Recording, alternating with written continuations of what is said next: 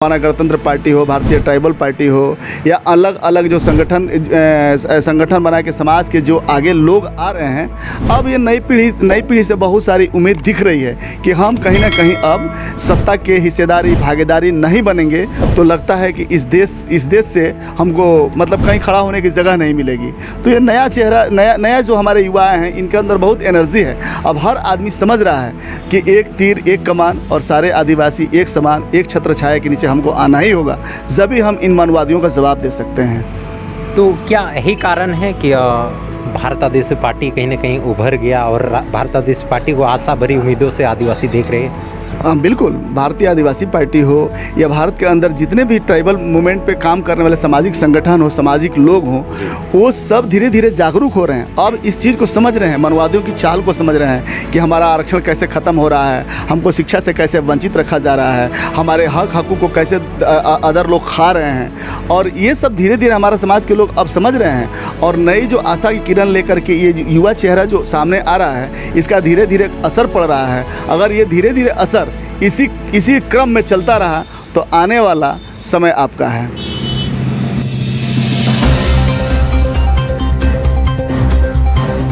जोहार, इस वक्त हम लोग डूंगरपुर में हैं और राजस्थान के डूंगरपुर में आपको बताते चले भारत आदिवासी पार्टी का राष्ट्रीय अधिवेशन 27 और 28 को रखा गया था, जिसमें पूरे पार्टी का विस्तार के लिए सभी राज्यों से नेतृत्वकर्ता और कहीं ना कहीं अपने अपने राज्यों के अगवा नेतृत्वकर्ता आए हुए हैं और देख सकते हैं अभी और भी विभिन्न राज्यों से आए हुए हैं। फिलहाल इन लोगों से हम लोग वार्ता करेंगे क्योंकि जितने भी चेहरे देख रहे हैं, ये चेहरे न कहीं एक आदिवासी, दलित, शोषित, वंचितों के आवाज़ हैं और बातों को रखते हैं और कई संगठनों का नेतृत्व करते हैं।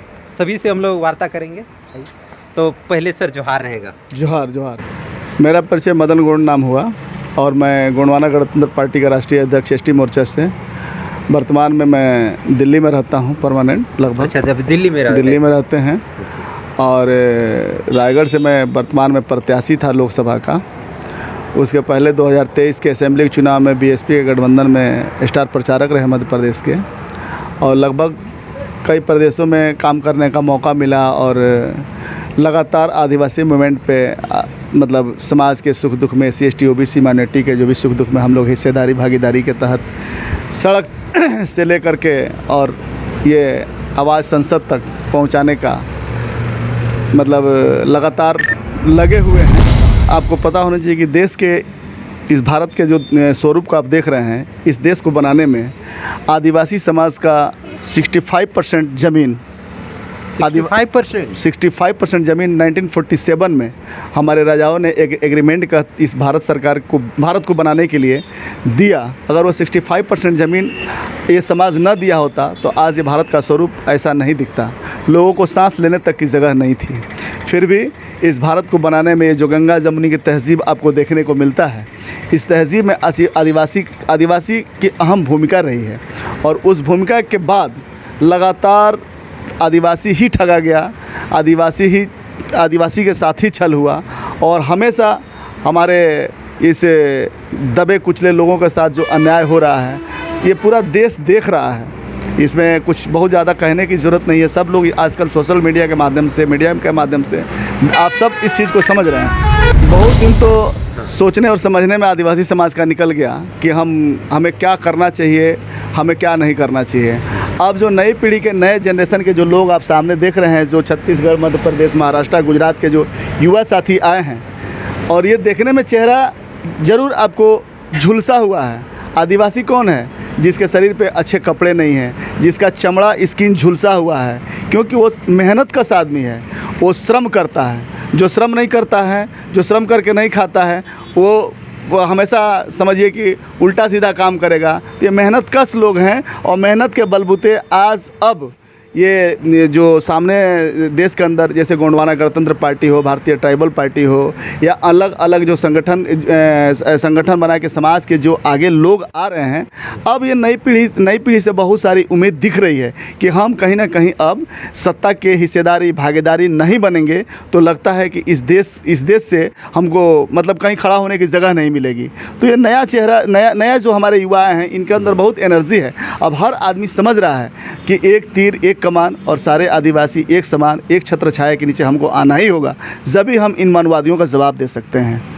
तो क्या यही कारण है कि भारत आदिवासी पार्टी कहीं ना कहीं उभर गया और भारत आदिवासी पार्टी को आशा भरी उम्मीदों से आदिवासी देख रहे हैं? हाँ बिल्कुल, भारतीय आदिवासी पार्टी हो या भारत के अंदर जितने भी ट्राइबल मूवमेंट पे काम करने वाले सामाजिक संगठन हो, सामाजिक लोग हों, वो सब धीरे धीरे जागरूक हो रहे हैं। अब इस चीज़ को समझ रहे हैं, मनवादियों की चाल को समझ रहे हैं कि हमारा आरक्षण कैसे ख़त्म हो रहा है, हमको शिक्षा से कैसे वंचित रखा जा रहा है, हमारे हकूक़ को कैसे अदर लोग खा रहे हैं। और ये सब धीरे धीरे हमारे समाज के लोग अब समझ रहे हैं। और नई जो आशा की किरण लेकर के ये युवा चेहरा जो सामने आ रहा है, इसका धीरे धीरे असर पड़ रहा है। अगर ये धीरे धीरे असर इसी क्रम में चलता रहा तो आने वाला समय आपका है। आदिवासी ही नहीं, एससी एसटी ओबीसी माइनॉरिटी लगभग 85% लोग इस आज के ये सत्ता के जो लोग हैं उनके द्वारा छले जा रहे हैं, लगातार चले जा रहे हैं। जैसे जो समाज सत्ता में है वो सड़कों पे नहीं है, और जो सड़कों पे है वो सत्ता में नहीं है।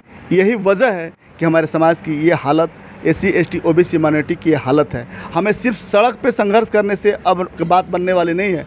ये सड़क से संघर्ष संसद तक जब पहुंचेगा, फिर उसके बाद इन मनवादियों को लगेगा कि अब आदिवासी जाग गया है, एससी एसटी ओबीसी माइनॉरिटी के लोग जाग गए हैं। क्योंकि हमारे पास सब कुछ है, हमारे पास अपनी बोली, भाषा, कल्चर, सभ्यता, संस्कृति, लिपि और ज़मीन, सब कुछ हमारे पास है। उनके पास क्या है? हम गर्व के साथ कह सकते हैं कि हम आदिवासी हैं, इस देश के मूल निवासी हैं, यह देश हमारा है। इस देश से हमको जितना प्रेम है, प्यार है, अदरवाइज़ लोगों को तो नहीं दिखता। 85% लोग जो हमारे हैं वो उनका ये देश है, मूल निवासियों का देश है। और वो आज सत्ता में नहीं है, उनकी सत्ता में हिस्सेदारी नहीं है। जब तक वो इस सत्ता की हिस्सेदारी में बागडोर नहीं संभालेंगे तो देश का ये हालत और बद से बदतर होता जाएगा। हमको ही नहीं, लगातार इस समाज को बदनाम किया जाता है। हम लोगों तो ख़ासतौर से आदिवासी को तो और बदनाम किया जाता है। जैसे कि हमें बदनाम की क्रम में अगर देखा जाए तो हमें कुछ अच्छे तो कुछ ख़राब कहते हैं, लोग हमें बिगड़ा हुआ नवाब कहते हैं। और हम बदनाम हुए इस कदर कि हम पानी भी पिए तो लोग उसे शराब कहते हैं। लोग कहते हैं कि मतलब झुलसा हुआ चेहरा है, कहेंगे कि दारू पिया होगा। समाज को बदनाम किया गया है। हम दारूबाज नहीं हैं, हम टेक्निकल लोग हैं। हमने सब कुछ का आविष्कार, कृषि कैसे होती है, खेती कैसे होती है, कपड़ा कैसे बुना जाता है, आपको चलने का, फिरने का, आग का, सब इस भारत की सभ्यता की जननी है हम लोग। और आज हमें बदनाम करके इस समाज को दरकिनार किया गया है। यानी पहले भी संघर्ष करना पड़ रहा था, आज भी करना पड़ रहा है। बिल्कुल, हम तो हमेशा बोलते हैं कि ये धरती बनी है तब से हम यहीं के वासी हैं, और ये देश बना है बाद में। हम पहले से आदिवासी हैं, ये सब हमारे जो लोग हैं अब समझ रहे हैं। और ये बड़ा अब खुशी की लहर है, गर्व हम लोग महसूस करते हैं कि हमारा समाज, हम सब लोग एससी एसटी ओबीसी माइनॉरिटी के लोग लगभग अब कदम मतलब मिला करके चलने की रफ्तार बना चुके हैं। और ये रफ्तार रुकने वाला नहीं है। इसका असर आपको महाराष्ट्र के चुनाव में भी दिखेगा, झारखंड के चुनाव में भी दिखेगा, और जो सामने जितना भी अब चुनौतियां हो उस सबका सामना करने के लिए हमारे सब लोग अब तैयार हैं।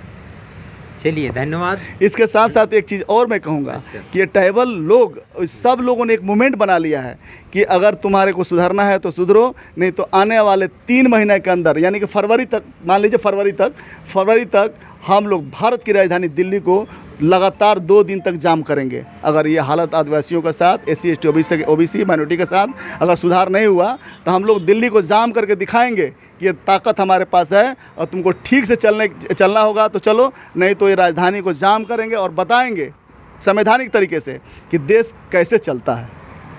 धन्यवाद। धन्यवाद। तो आपने जाना होगा, आप देखते भी होंगे कहीं ना कहीं बीजेपी कांग्रेस के शासनकाल के बाद भी एसटी एससी ओबीसी और जो माइनॉरिटी के जो लोग हैं वह कहीं ना कहीं अपने आप को ठगा महसूस कर पा रहे हैं। यही कारण है कि इस प्रकार राष्ट्रीय अधिवेशन में सभी समुदायों के लोग आ रहे हैं और कहीं ना कहीं एक पार्टी के विकल्प के तौर पर खड़ा हो रहे हैं।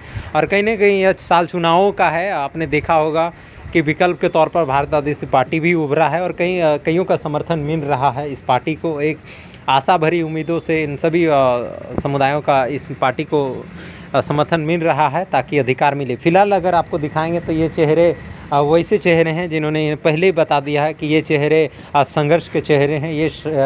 ये जो लोग हैं संघर्ष भरा जीवन जी करके इस एक विकल्प की तलाश में हैं। यही कारण है कि आज राष्ट्रीय अधिवेशन में कई राज्यों से आए हैं। आप कहाँ से आए हैं? नंदुरबार डिस्ट्रिक्ट अक्कलकुआ तहसील।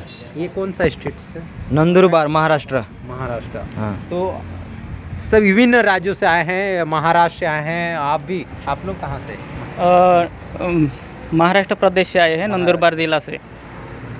सभी आपने देखा कि महाराष्ट्र विभिन्न राज्यों से आए हैं ताकि सभी राज्यों की जो हक अधिकार हैं वे वंचित खुद को पा रहे हैं, खुद को ठगा महसूस कर पा रहे हैं।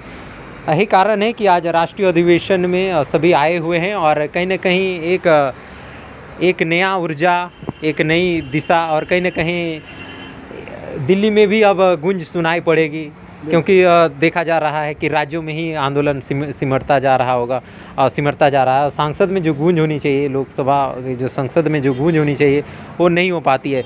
तो वास्तव में बीजेपी और कांग्रेस से आदिवासी चाहे ST SC OBC सभी खुद को ठगा महसूस किए हैं। बिल्कुल। अब तो स्टेट में अब जैसे कि छत्तीसगढ़ में गोंडवाना गढ़ पार्टी के विधायक वो हाँ में आवाज़ बुलंद कर रहे हैं। उसी तरह से राजस्थान में 4 विधायक राजस्थान की असेंबली में अपना आवाज़ बुलंद, समाज की आवाज़ को बुलंद कर रहे हैं। और उसके बाद से अभी उपचुनाव जो 84 विधानसभा में होगा तो एक विधायक और आएगा, यानी कि धीरे धीरे हमारे 5 हो जाएंगे। संख्या तो लगातार बढ़ ही रही है।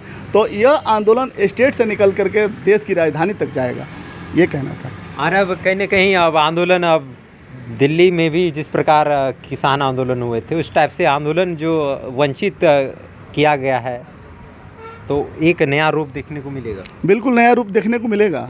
जब तक राजधानी तक हमारी आवाज़ नहीं जाएगी तो राजधानी वालों को पता ही नहीं चलेगा कि आदिवासी कितना जाग चुका है, क्योंकि क्षेत्रों में तो हमारे मूवमेंट चल ही रहे हैं। हमें अब राजधानी में एक बार जोरदार प्रदर्शन की आवश्यकता है। जोरदार प्रदर्शन, बिल्कुल जोरदार प्रदर्शन। तो कमर कस लिया गया है, एक नया बदलाव के लिए तैयार हैं। यही कारण है कि राष्ट्रीय अधिवेशन में सभी राज्यों से आए हैं और कहीं न कहीं एक नई दिशा देने के लिए, और जो वंचित हैं और अपने हक अधिकार के लिए कई अपने पैसे लगा कर के आए हैं। सभी अपने भाड़े से आए हैं ना। फिलहाल इस वक्त हम लोग डूंगरपुर में हैं और हमने बात किया कि क्या कुछ राजनीतिक परिस्थिति है, क्योंकि कहा जाता है राजनीति ही समस्या है, राजनीति ही समस्याओं का हल है। यही कारण है कि अब जो वंचित समुदाय है वो भी अब राजनीतिक में आ चुका है और कहीं न कहीं संसद में भी अपनी बातों को रख रहा है। हम लोग राजस्थान से जुड़े रहने के लिए बहुत बहुत धन्यवाद। जोहार।